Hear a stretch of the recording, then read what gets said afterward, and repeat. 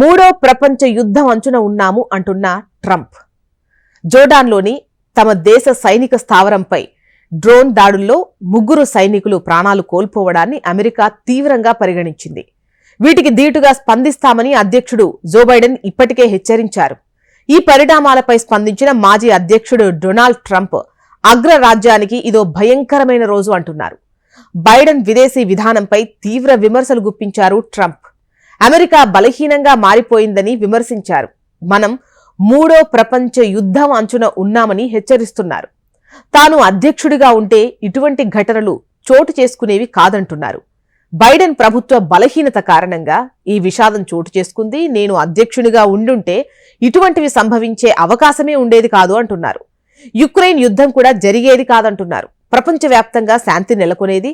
దీనికి విరుద్ధంగా ప్రస్తుతం మనం మూడో ప్రపంచ యుద్ధం అంచున ఉన్నామని సొంత సామాజిక మాధ్యమం ట్రూత్లో డొనాల్డ్ ట్రంప్ పేర్కొన్నారు.